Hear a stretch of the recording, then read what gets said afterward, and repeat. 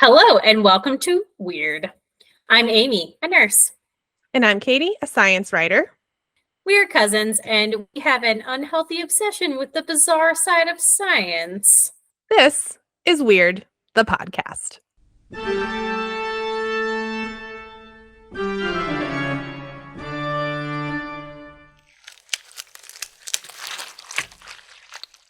We're glad you're listening in today. This is Weird, the podcast, where we take a nosedive into the wacky parts of the world.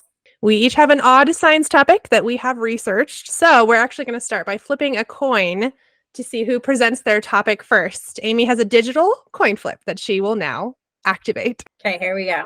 All right. I'm heads, I guess. Oh yeah, I guess we have to call it. Okay. I'll be heads. Okay, I'll be heads. Okay. I'm going to call it. Okay, it's heads. All right. Amy's up first. So that's me. I'm going to be talking about this tweet that I saw that talked about barn swallows, and apparently barn swallows have there's variations in like breast feather pigmentation in barn swallows. A lot of them are like light breasted, and then they like have gradient until they're very dark breasted. And apparently the dark breasted males, there's like a group of researchers that noticed that the darker breasted males mated earlier and more often than some of the lighter breasted males. And this had a lot of like significance into like the physiology and just like the like patterns of like mating of these barn swallows. Also, don't Oh no. Yes, Amy texted me. She was doing some research for this podcast. And Amy, what did you text me?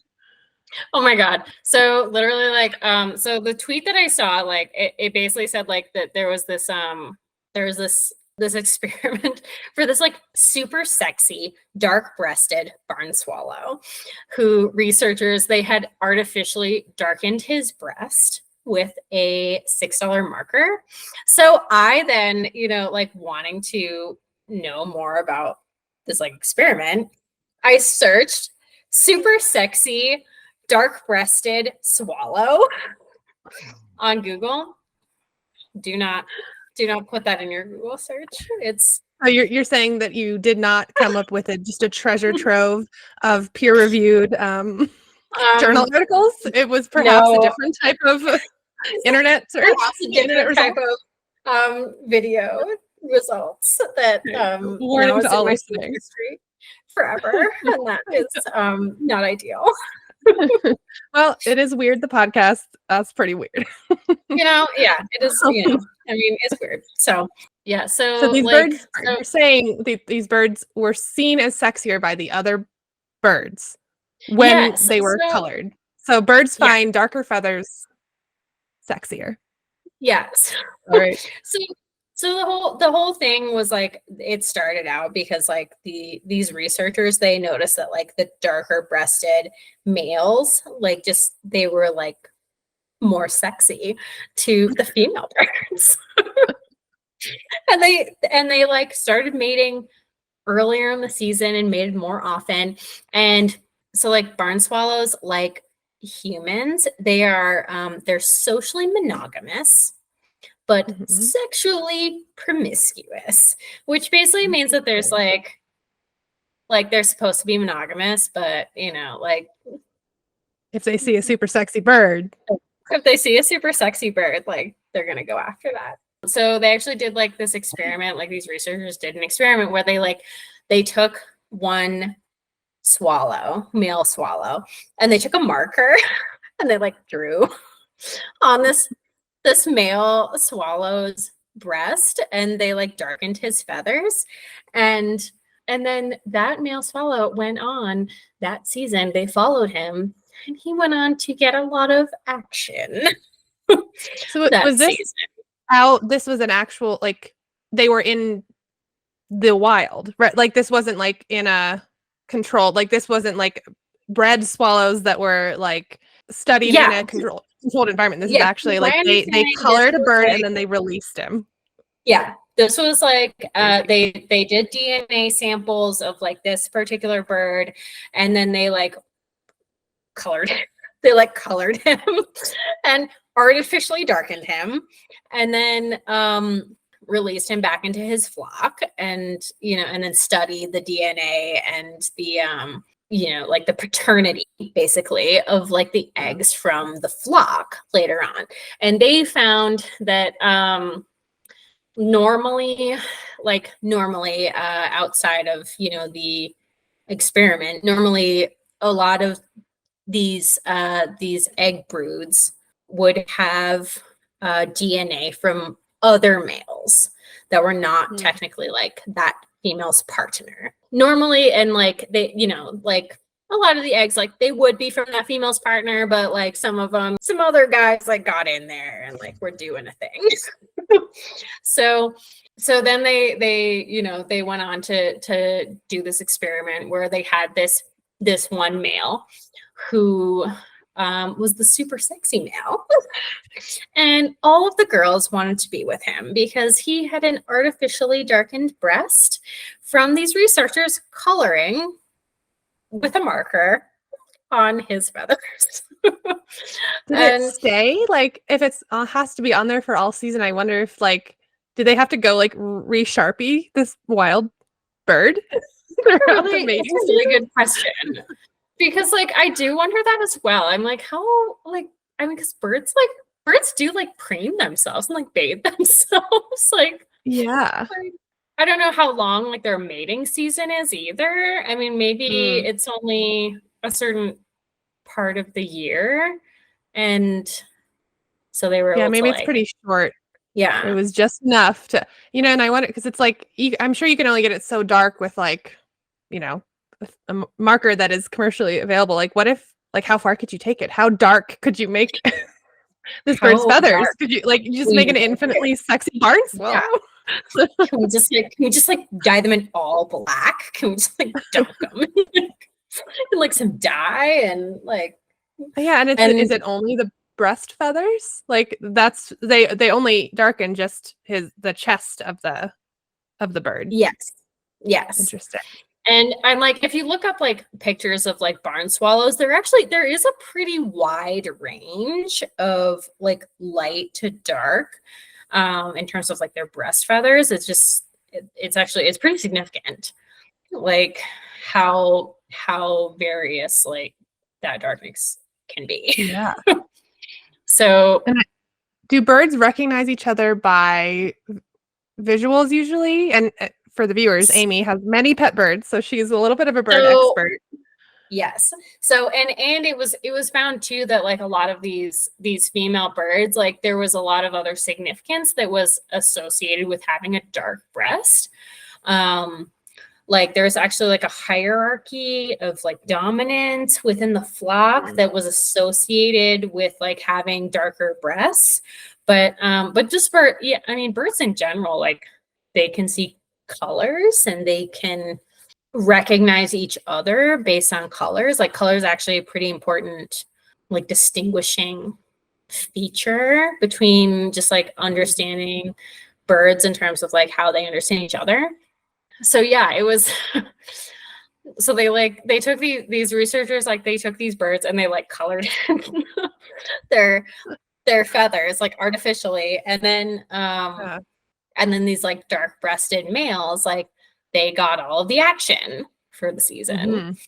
and and they found that like basically the whole like the female that was associated with the artificially dark breasted male, all of her eggs were genetically compatible with that male for that season, because she ended up not being promiscuous that year. She didn't feel the need to do that. She Oh, had the interesting. most dark breasted, sexy She male. didn't need to look around. She didn't need to She shop didn't need to around look the barn. around. for She was other- like, So, did and you then, mention that there were multiple parts of the study? That one they darkened multiple males, and then another one they made that super sexy bird. Were they? Is that what you're yeah. explaining? Or So So they started out with like the one super sexy male in the one Super. study, and then there was a secondary study that they darkened the breasts of multiple males, and then they analyzed the like the hormone levels within those males, and they found that in the 30 males that were darkened, testosterone rose 36% within the first week of Hmm. their breasts being Wow. artificially darkened. Pretty And significant. it was during a time of the season when testosterone levels would normally fall, because Oh, they saw in the 33 males in the flock that were not darkened, their testosterone dropped by half. wow. That's So doubly significant. So yeah, that's like a huge, like massive difference. yeah.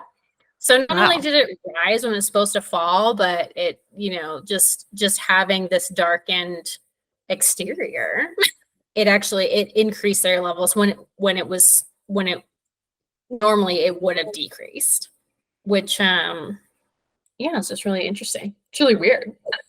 That's just really weird. Really weird. And when Um they darkened multiple males, were they all darkened the same, or was it like on a spectrum to see like which, like how dark it? oh, that's a Because I good wonder. question. I I don't mean, know. maybe that's just future. Maybe we should reach out to the researcher and I ask if know. We should what's the future of these studies. I feel like we'll there's just kind of endless possibilities. Like, can you make some of them be just a little bit darkened, some of them be way more darkened? Or like, what if you used other colors? Like, would that create a brand new thing that the female birds had never seen before? Like, oh, I feel like this study, you could just keep going yeah. with this, you know? Well, and it also it kind of it implies things, I think, like for humans too, like it made me wonder, oh, does that happen with humans? If we Uh, feel sexier, like can we change our hormone levels, like just yeah, like, by feeling better about ourselves? Because like that was no. really like the conclusion of the study, was like, why does this physiologic change happen, where like all they're really doing is changing the color of their feathers, and Mhm. how does that change like the actual hormones of the bird? Yeah. And I mean, the conclusion was really like, do the birds feel better about themselves because Mhm. they feel prettier, or they're like, or the females are more attracted to them, and so they're like, their egos are boosted? Yeah, they're just getting constant positive feedback that they're Yeah, wanted from the other. that they're pretty. Yeah, did before that they started getting, like, more female attention, like, did the male swallows know? Like, yeah, do they look down at their little bird chests and know? Yeah, Like, I don't know, how far could a bird I don't know. They or is look it down at just themselves. although what you said was it's not necessarily that that male got more action, it's that his female mate did not cheat on him. Like, Yes, and that's more of it than he didn't necessarily get around, he just his partners were more loyal. yeah. Well, or Interesting. or just were willing to have more sex with him more of the time. Right. So, interesting. Yeah, and it's funny And because I feel like you would think that it would be the opposite, that, like, that you know, is it a flock? Barn swallows, is that the official term? Would, that it would make the male, go to more partners, but instead it's securing basically the loyalty. That's very sweet. I know, right? That's very Yeah. cute. Yeah. The the other theory was that like other males look at darker breasted males as being like higher in the hierarchy, like Mm, and so then they like didn't encroach upon their females, because it was mm, like a no-no, yeah. just socially. So but yeah, they never really, it doesn't seem to me like any of the studies that I read, like that they really came to a really solid conclusion about like why that happens. It just Yeah. Yeah. That's so interesting. Yeah, I feel like there's just a lot more possibility for Yeah. this type of work. Yeah. And I mean, you could probably repeat this study with other species of birds that maybe find other certain types of physical traits attractive, and I'm sure it's different. And that's what's so interesting. It's like sometimes I think about that with humans. It's like, oh, we put this specific amount color or thing, by our eye, and oh, that's attractive. Or oh, like this type of tattoo in this one spot, and different species are like, what's the significance of putting it there versus here? And like, why do we put pink on our lips and not in the middle of our forehead? But yet now, and if, like, that's interesting that each species, that this specific species of bird finds something, very specific attractive. And I bet if you were to do this in other different, either bird or other types of animals, there would be very unique things that you could alter Yeah. and then And study what would happen. it might not be like a totally conscious like attraction thing, like, oh, like that woman put gold on her eyelids and now I think she's pretty. But like, I mean, it might be like a totally like involuntary, like physiologic response to us feeling pretty, and Right. therefore like putting out different hormones that Mhm. are, other people can react to now. Yeah. I think that's maybe the most fascinating thing about the whole study, that it's not just that this male was sexier in the fact that he, like Yeah. visually looked different and had more offspring, but that the actual hormones of both sexes changed, of the So, male and the yeah, female bird. so that was actually interesting because they, it sounds like they tried to darken the breasts of females as well, and the Oh, hormone levels actually dropped in females. Like there was actually this like interesting. reverse correlation Oh, for like these darkened breasted females as opposed to darkened breasted males, which interesting. I don't know. I mean, that Like kind of, the patriarchy. yeah. Well, it's very much like, well, like, I don't know, maybe darkened breast is associated with being a man in Mm. barn swallow world. So what you're And saying so is there's sexism even in birds.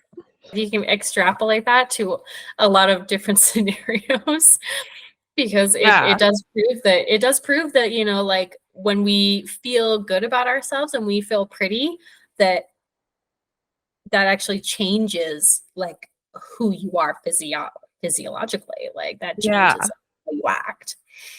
That's so interesting. Yeah, and Yeah. like not only is that interesting in the fact that we saw it in birds communally, but like, yeah, what does that mean for other species? And then, yeah, we can always relate things back to ourselves. And what does that say about like what lessons can we learn? Is, sometimes you just gotta it's in your power. You can, boost your own Yeah. confidence by taking a And, Sharpie and coloring various parts of your and body. coloring in your chest. Yes. Let's try that. Yeah. Yeah, we should all try that to feel better about ourselves. That's all the confidence I need. Okay, cool. Any other kind of unexpected facts about the study or There was a second study that was kind of related to this study Mm. that said, because they did like the darkening of the breast on females and found that hormone levels fell, but they also found in the females that their breasts were darkened. There's a Cornell study that said that that oxidative stress was less in Mm. females who um, whose breasts were darkened either naturally or artificially, Oh, which just felt really weird to me with because I was females. like, yeah, because like oxidative stress, like oxidation is just like a byproduct of regular like metabolism, and that's like Hmm. it's a thing that like causes free radicals, and like free radicals are a thing that then cause like DNA degradation and like cancer and things like that. So if you have less oxidative stress, you are less prone to a lot of things like cancer that could kill Yeah. you. Right. So that's biologically, that's just like a biological advantage. have less oxidative stress. And there was this one study that found that darkened breasted female barn swallows had less oxidative stress, whether it was artificially with a marker or naturally, just like they were born like that, they had less oxidative stress. And so that was like super interesting, because that just doesn't seem like a thing that you would be able to change by feeling good about yourself. Like, like, oh, I just like feel great about myself. And now I have like less free radicals like bouncing around in my body. Like, it just doesn't seem like a thing that would be controllable, like typically we think of that as something that's genetic. So, So did it have to do with the behavior of the male swallows towards the females, like that they became less stressed, or this is just innate, just the oxidative stress from their bodily functioning and maintenance? I don't know. Interesting. I don't know. Yet more windows and doors that need to be open for I know. this. Yeah. This is so just interesting. but all these physiologic changes that happen within the bodies of these barn swallows, it just has to do with the color of their feathers. Yeah. whether it's a natural occurring color or someone colored it in to be that color. It's like that's the crazy. changes of the stem. Did just the females with the darkened feathers become less stressed, or the males too? The study only talked about the females, so I'm not sure. Interesting. Yeah, I would love to know more about, like, was that across the board, or was there something about the female barn swallows? Because typically in animal world, the female is the more drab one, and it doesn't quite matter as much what their colors are and what their appearance are. And in the bird world, it's I think pretty widely known that the males are usually more colorful, and they're the ones with the different patterns and the bold color. So yeah, it's interesting that they did find that the females that actually had that change with the color. So that's fascinating too. Interesting. Yeah, I thought it was really interesting that that both the males and the females somehow responded like physiologically internally to having like lighter versus darker feathered breasts. And it didn't necessarily like have to do with genetics, because like it wasn't like always like melanin, like naturally occurring darkness that was affecting the color of the feathers. Sometimes it was literally a marker on the outside of the body. Right. Both the males and the females had this like very physiologic change within themselves that happened just because their feathers were a different color. Yeah. No, that's a really good point that you brought up, that it's not like this bird had a certain type of metabolism or certain type of hormone cocktail that made them then darken their feathers as a result of something innate in them, or like the bigger birds weren't darker or something like that. It literally was just the color, just the darkness of the feathers. Again, even if they just colored it in with a Sharpie. And literally like a light colored bird that was like doing bad, like we could just color in and just color them. Yeah, just take a marker and just like color in their shit, and now they're doing great. Yeah, I mean, are there implications for rescuing endangered species, like that are low on population numbers, and this is a pretty big, it started with just a lowly barn swallow, and now like are there certain, like, could we take a very endangered animal and figure out what makes them feel sexy and give them that, and then can we rescue endangered animals? I mean, not sponsored. I think, totally. Like, not sponsored for Sharpie, but Sharpies. Saving barn swallows everywhere. Yes, I know. They'd be lucky if they were sponsored by this study. Oh man. No, I mean, I definitely feel like there's other like studies that need to be done about this, just in terms of like people feeling good about themselves and like physiologically how that changes us. Mhm. There was a study done on humans in 1998 that showed that loyal male sports fans had an increase in testosterone by 20% after their Hmm. sports team won. Interesting. Okay. So, so there, I think there is like some validity to like the fact that like if you just like feel really good about yourself, if you just like feel good about like what's going on and what's happening, like you actually physiologically can change yourself. There might be some validity to that in other areas. Yeah, totally. Yeah. I mean, it's possibilities are endless. We Yeah. can learn so much from, from studies From like this. coloring in barn swallows. Yes. From coloring barn swallows to fixing the human psyche They're to fixing saving everyone. Yeah. the world. Just fix It all everyone. started with a Sharpie and a bird. Okay. Cool. Well, I guess I will Okay. transition now from birds to ocean mammals. My Birds. topic was one of my favorite animals in the entire world, an animal that some people don't even really believe is real because they are so mythical. They're probably the most mythical of all the animals that exist, and hardly anyone sees them. They're hard to spot. And yes, I'm talking about the narwhal, the unicorn of the sea. So my first little cute fact is their Latin name is Monodon monoceros, which is Latin for one tooth, one horn. Which, of course, then I immediately started singing "One tooth, one horn, flying purple people eater." I love that. um, I know, isn't that adorable? And it means in the native indigenous language of Arctic people, it means the one point to the sky, the one who points to the sky. So I thought that was really pretty too. So So they're a beautiful nice. animal. Kind of general stats. They can live up to 90 years, so they live a pretty long time.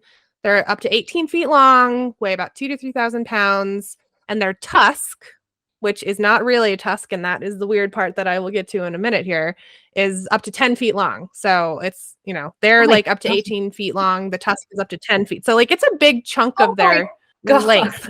They're pretty, like, that's a big thing they're like wielding around.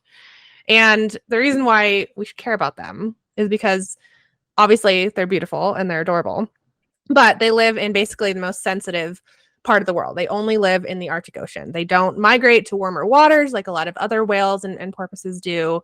They live year round in the Arctic, and they will die if they leave that environment. So Oh my god. um it's sad, and that's why, when we talk about climate change, we talk about animals, not being able to survive. Like they are one of them. Yes, we They're have sort to of like like a we have to twin keep all of the species. oceans really cold, you guys. So Because we got to that's not stop climate cold. change to save the narwhals. Yeah, save the And yeah, and they narwhals. they can't eat or hunt during like the summer months. They actually eat most of their food during the coldest part of the year in the Arctic, which is obviously very cold because that's Wow. what their food source requires is those icy waters, and that's when they eat like halibut and different other shrimps and fish and stuff in that area. So they really only eat during the winter. They don't even really eat during the warmer months. So, Oh my god. if the world goes up a couple more degrees, which obviously is looking likely at some point here, Mhm. the narwhals might be kind of one of the first Do your marine recycling. mammals to really, yes, Your recycle recycling. Drive people, your cars. Yes. postulates when you're not using them. Care about the narwhals. Yeah. So yeah, so we really should care about them. They're also like a keystone species, which means they're really like critical for their ecosystem. They're like top of the food chain. Without the narwhal in the Arctic, it could really mess up that ecosystem. So they're super important. And yeah, again, they don't migrate at all. Like they live there all the time. And they're really sensitive to like underwater noise and different frequencies. So they're, really could get really negatively impacted by human, intervention, whether direct or Mm. indirect. So they're poor little narwhals up there in the Arctic Ocean. I So also hate narwhals. Maybe I'm secretly a yes, narwhal. I know. We always talk about how much we hate noise and Just like, yeah, just needs to be quiet. narwhals.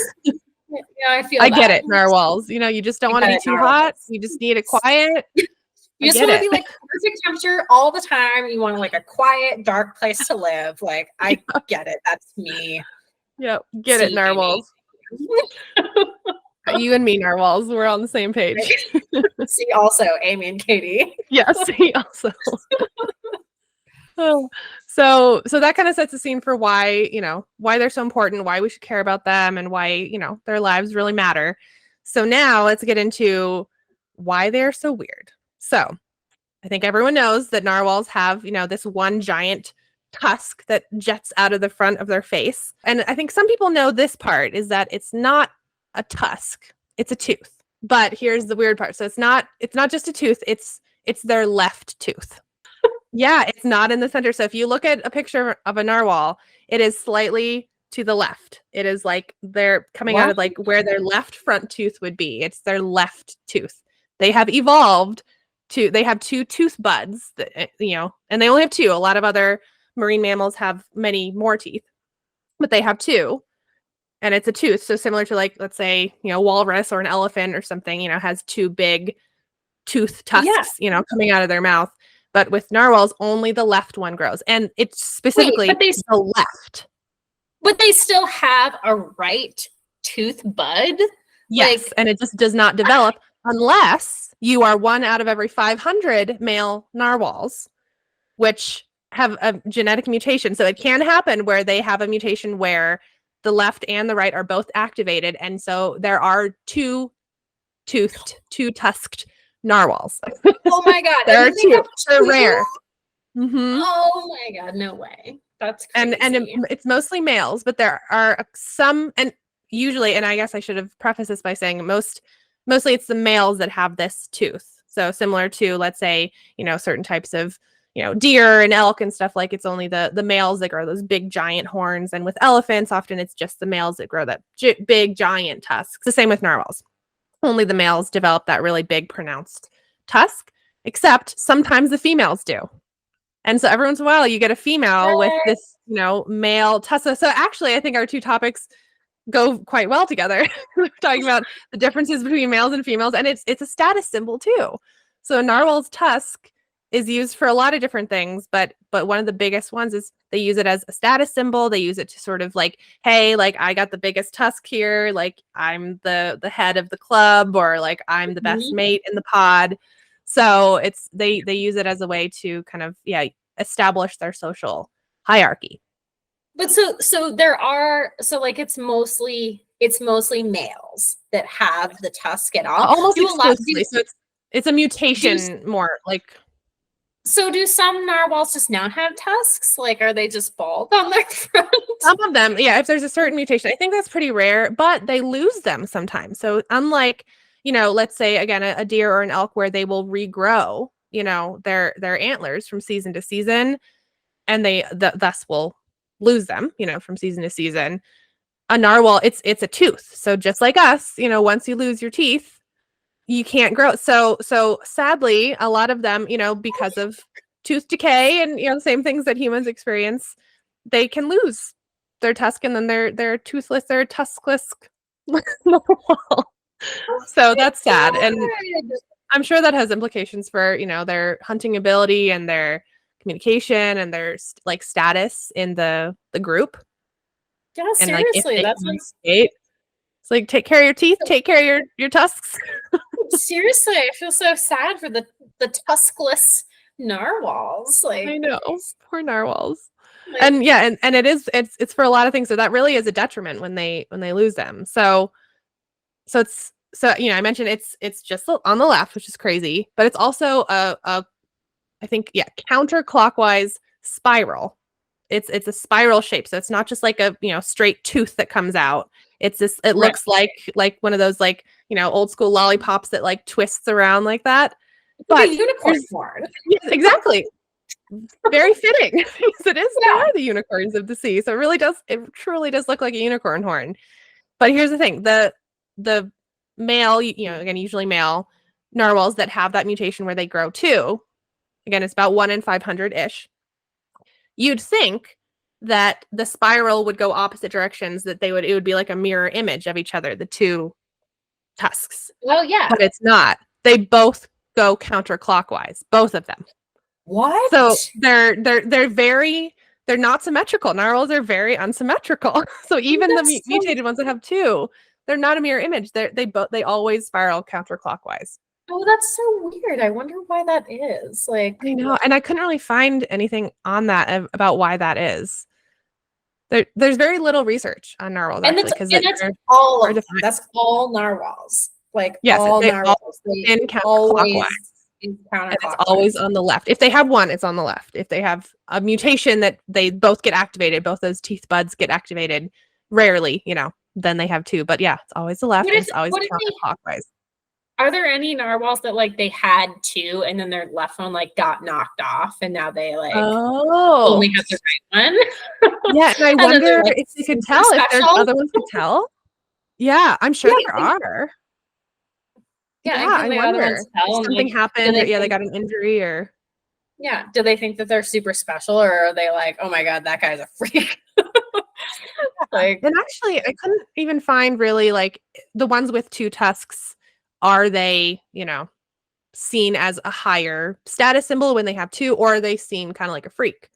I feel like it could go either way. Where same thing with humans. Like sometimes when you have a interesting genetic mutation, people think it's really cool, or people think you're a weirdo. Yeah. Is it the same? For better for worse. Hopefully they don't get shamed for their difference and they get celebrated. But if any of our listeners have a weird genetic mutation, you should totally contact us because we will totally be into that. Katie and I will totally be like, we will think you're fascinating and amazing.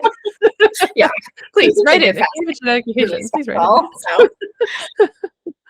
And also, if you're a narwhal, especially one with two tusks, please write into the show. We'd love to have you on. Especially if you're a narwhal.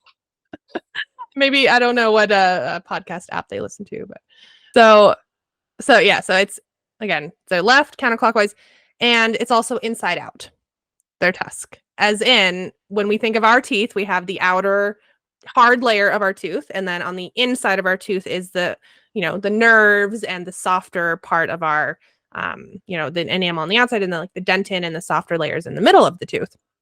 It is opposite for a narwhal. So on the outside of the tooth is actually the softest part with the nerve endings and the ability to sense. They can sense solidity, temperature, even hormonal changes in the water around them from the other narwhals on the outside of the tooth. And the further you go into the center of the tooth, it gets harder, more like the outside of our teeth that's harder and we can't feel.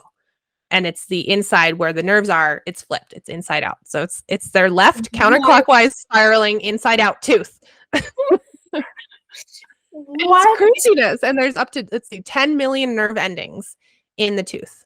And it's bendy. It can flex up to a full foot back and forth. So it's like it's dynamic. So it moves with them. So that thing can just bend? Yes, it can bend up to a foot back and forth. Fencing sword? Yeah. And you'd think with that ability to bend, they would be able to, that they would use that for like hunting or something. And they do sometimes. So apparently they kind of like use it as a little tapper. They like kind of surprise the fish that they want to eat and they just like tap it real quick. But that's not the main purpose of the tusk. Mostly it's to sense their surroundings and to use it as like a communication or status symbol, or to fight. Like the males will kind of like, fence each other a little bit with their tusks. Oh my god. So not only can they feel everything through their tusk tooth. Mm-hmm. Like, I mean, they can also like, oh my god, I can't even imagine how like that would feel for someone to like touch the inside of my tooth. Yeah, and actually, so there's a study, one of the very few studies done on this, because again, there's really very little research about narwhals compared to other species, because they're just way up they're hard to get to, and they're hard to find because they're under the ice a lot. But in 2014, there was an actual study where they put their tusk, or they exposed the tusk of the narwhal to different concentrations of like a high salt versus low salt water and different temperatures. and it changed the heart rate of the narwhal when they changed the salinity of the water that their tusk was touching. So it truly, like, they are intimately tied with what they're feeling through their tusk. So similar to how, let's say, we bite into something too sugary or too cold with our teeth, enough to, actually sense it, even though we have obviously our outer layer on the outside that's hard. But, people with cold sensitive teeth like myself, and, you kind of feel it, and maybe your heart rate would change a little bit. That happens to narwhals too. So they really are in tune with my their surroundings God. because That's so it's like their crazy. beacon to the world. Yeah, isn't Literally, that that's like, nuts?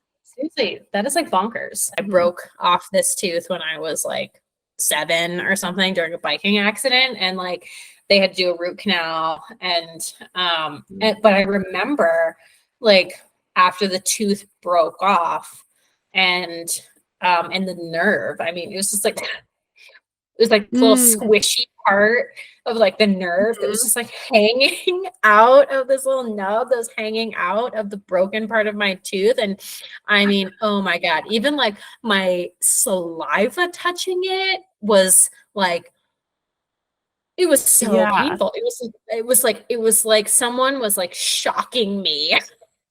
electrically, like through this little nub of my nerve of my tooth. It was just like, Yeah. it And just felt like this part that it just felt like a part that I was like, nobody's supposed to touch it's that. not supposed That's to be like, there. Right. it's not supposed It's to be it's an there. intimate part of my body. It's supposed to, yeah, it's so intimate. It's like it's supposed to be protected by my enamel. Yeah, and actually that's a really good point because, like, yes, it's amazing that they can use it to sense all these things around them. But yeah, like, is it painful? Like, you'd think, like, if our teeth were inside out and our nerves were just constantly exposed, and obviously anyone who's needed a root canal or had, a toothache, like, knows that it's so painful. Like, is it painful for them? I wonder. We need more research on narwhals. I need to know We this. definitely do, because now knowing that like their outside of their tooth is the inside of our tooth Yeah. is, I'm like, oh my God, I feel so bad for them. Like that sounds awful. I know, it must be somewhat more It, regulated, and from what I could find, it's not necessarily, like, exactly like our tooth where it's, just like a layer of, we have a layer of hard and then we have, like, a layer on the inside. Well, actually, no, I guess we do have many different microscopic holes in our teeth too, because that's what, yeah. like, Sensodyne plugs up when you have sensitive teeth. Mhm. But I think it's even more pronounced for the narwhal. So as I understand it, there's, like, lots of holes, microscopic holes on the outside of their spiralized tooth, and that's how, it can get even deeper into the tooth. But the main nerves. So yeah. So again, I think the research is limited here, but Yeah. Yeah. like they have the ability to sense things with the outside of their teeth that we do not, and I they're mean, very and intuitive. like you brought up like hormone levels, in the water that they can Mhm. sense. I mean, because like we can't even sense that just like as humans, like through like I don't know what that person's hormone levels are like next to me. Like that's not a thing that I can Yeah. sense through the air. I know, and I mean, Like like, that's yeah, how limited do humans have that? Because I feel like, people always talk about that, like, oh, the pheromone, like, oh, buy pheromone perfumes. People, but like, I feel like our human ability to sense that kind of stuff is so low compared yeah, to the animal kingdom, like, not even yeah, comparable. But yeah, yeah, like that was crazy to me. Like, it makes sense that they'd be able to sense, like, salt, temperature, and pressure. They can sense, like, how deep, because they dive down pretty deep and can hold their breath for long periods of time, like most marine mammals. And so they can also sense and gauge with that tooth how low they are, how what the depth of the water that they're in is. I'm yeah, assuming to gauge, when they'll need more air, or, if they're safe, their body is safe down at that pressure. And that makes sense because that's, like, sort of what regular nerves would sense. But the fact that they, and this is kind of debated as I understand it. So, they more research is needed, obviously, but yeah, like, that they can also sense hormonal and chemical changes. It's like that seems like it would require a different type of, like, an olfactory type of nerve, yeah. not just sensation. That makes me wonder if like their senses, if they have like the other five senses like we do, like can they smell things and see things and hear things and, feel things through their skin otherwise. Like, Yeah. I wonder. because, I would guess they probably have very limited feeling through their skin because they do have a blubber layer, like most right, whales yeah, have. that's And true. actually, they have a higher body fat and blubber layer than most whales. So they have a 50% body fat level. Most whales have between 20 and 30% body fat. So Yeah, they're fattier, they're more insulated because they never leave the Arctic, and other whales right. will go, around to different temperatures of water.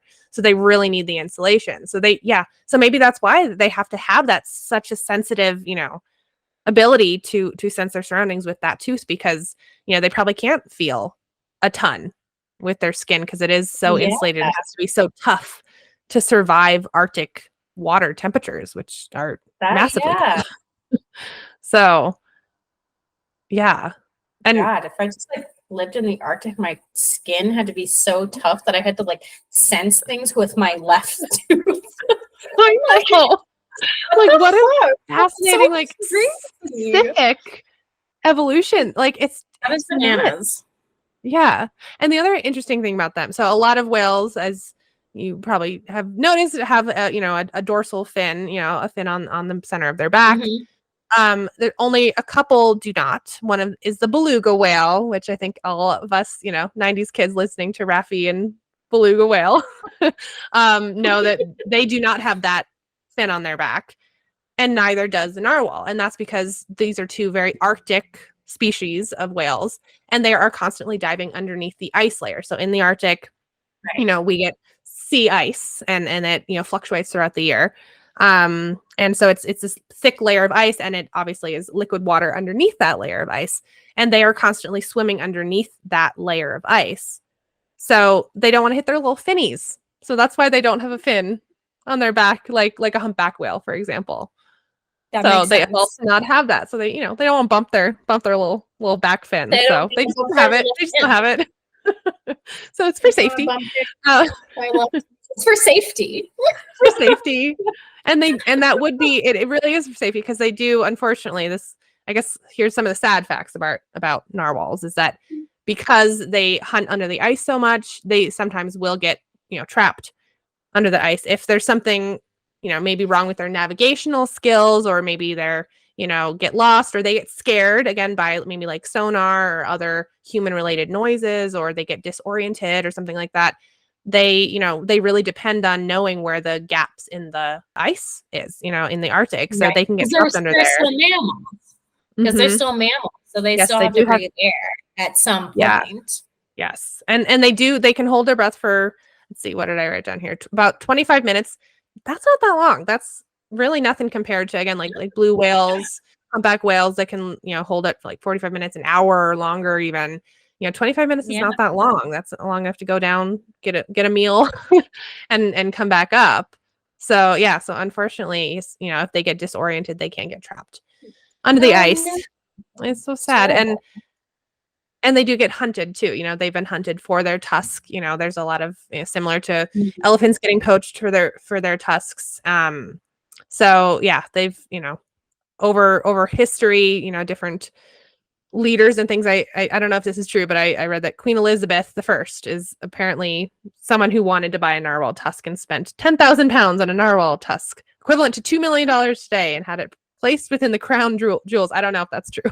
They're hunted, and they're already, living in kind of situations where they live in a very sensitive environment, and that, could go extinct one day because of climate change. And I guess I will say, like, side note, that similar to other whale species in the Arctic by like indigenous peoples, there is some very low amount of hunting that can happen, and it's very regulated and only by, actual native tribal people. And so, that's the only people who should ever be doing that, and obviously not poachers or anything like that. But they're very tied into, like, the culture of Arctic, native Arctic people. So that's really cool Yeah. too. But they're in trouble in a lot of ways, because of climate, because of, people being louder in the ocean, and human technologies Yeah. making I mean, sounds yeah. that might disorient them. So, I you mean, know, just the fact that like most of their existence is underneath the ice layer Mhm. And also, they can die underneath the ice layer, like just like Yeah, a so it's a human, blessing and a you curse for know? them. I mean, that's horrific and crazy that like, that's where they spend most of their time. And Mhm. that's the only way they can exist is being underneath the ice, but also Yeah. they could die because they could drown. Yes, I know, and it's so yeah, it's just, like, they live in such a sensitive environment, and they tr and the I don't know if this is true or not either. Again, I couldn't find a ton on like the specifics of their different, living conditions, but I think polar bears are basically like their only predator. And they don't even get, eaten that much because a polar bear is probably instead going to go for a seal or, something that maybe there's more of or, that's Yeah, easier to catch. But so they don't have a lot of natural predators. They are one of the top, predators. They eat the fish and the other smaller creatures and so, they should be good. Like they shouldn't be in yeah, a situation where they're being threatened. But yeah, like, if we lose the sea ice and we lose their, you know, habitat that they require, like, they could become a mythical, purely mythical creature. So that does. I mean, so like, are there like patches in the ocean that are not just sea ice? Then I mean, it's like, mhm. and they know where those patches are, and they can go there and like breathe.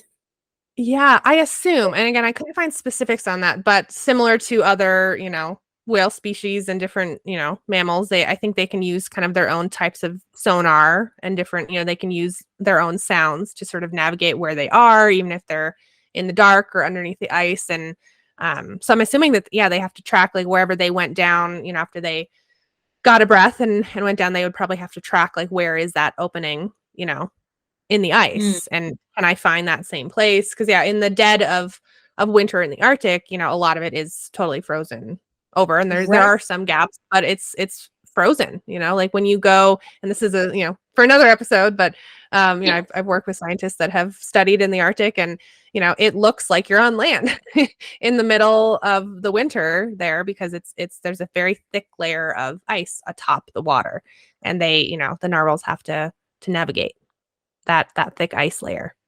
But Wow, we that's need that so thick ice layer because then the world would the world would yeah, implode if we did not get sea ice yeah, in the Arctic. So yeah. we need that.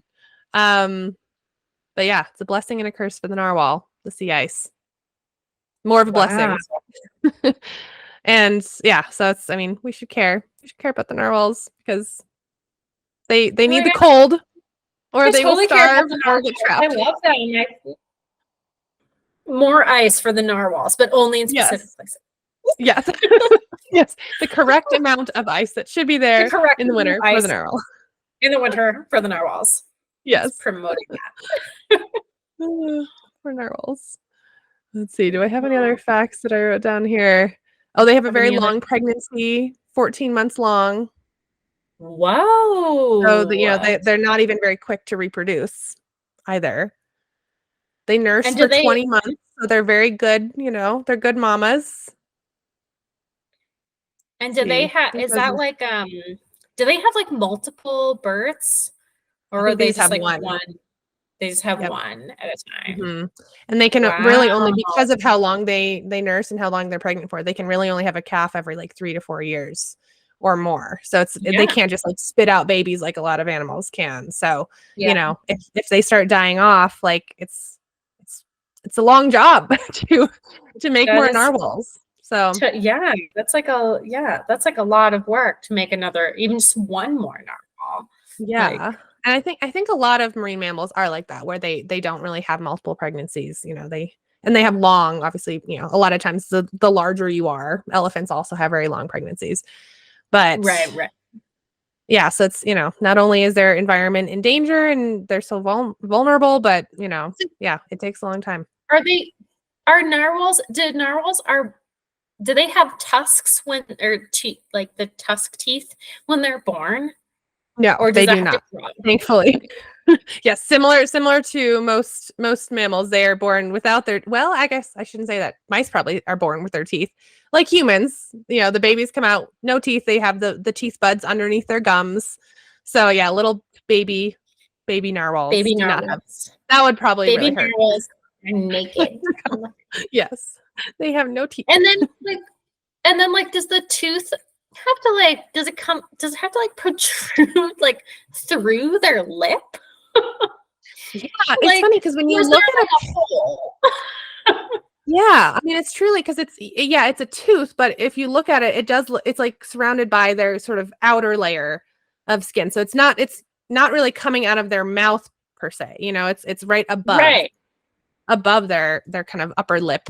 Probably not an actual Yeah. lip. I don't think I they feel have like lips.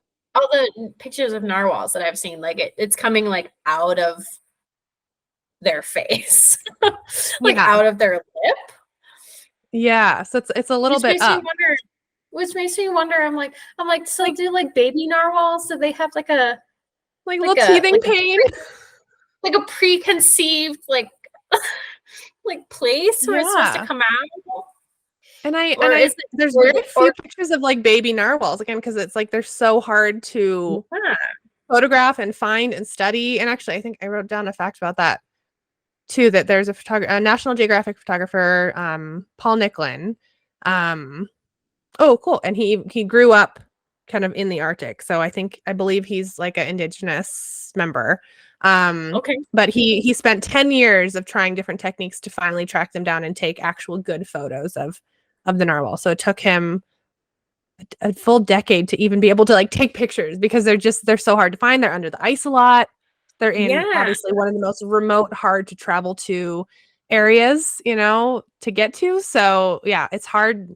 So we don't have a ton of pictures of narwhals. I wonder if I could find a picture We're of gonna a just have all this like baby slew narwhal. of baby narwhal pictures because I bet baby narwhals are so cute. I know. Unfortunately, all the pictures I'm finding are animated. There's lots of Well, drawings of baby narwhals, cute ones. yeah. But yeah, there's not a lot.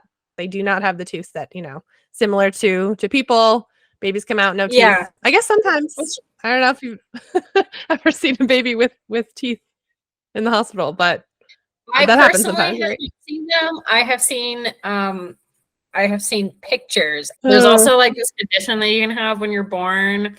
Well, not that humans, well, I won't that fetuses can have when they're born where like the pregnancy is not viable and then the cells just like start replicating, but they're actual cells, but they like have no programming for where they're supposed to be. And then it like this little like those tumors. Yeah, it's basically a tumor. Okay. But yeah, but the fetus comes out as like a glob of like teeth and hair, and it's just like a horrific. do you think that happens in narwhals? And what would that look like if a narwhal had a meat? And it was like a matted mess of like narwhal tusks in a little blob inside of. My God.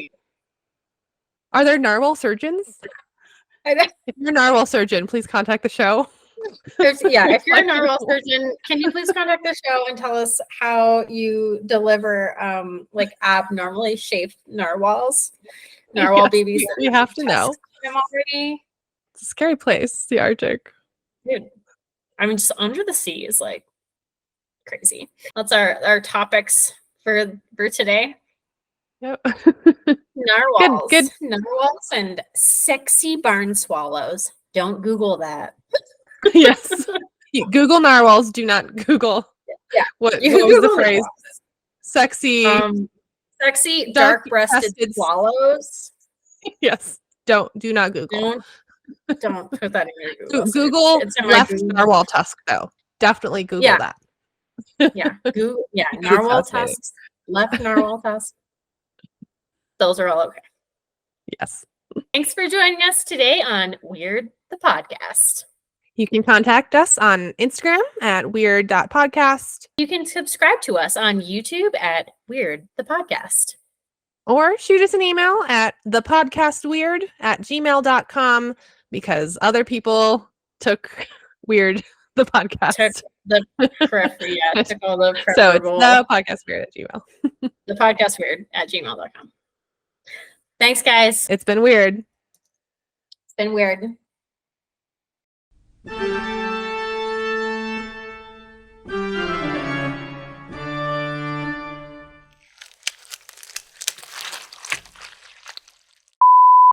Okay, they're gonna think we're so weird. Maybe we should just introduce it right now because then people are gonna be like, oh my god, these people are so weird. Like, We're not what did they just call each other? Do I look like I'm in a dungeon? But it's weird, and that's fine because like we're weird, the podcast. It's true. It's in the Okay. name. Okay, I'm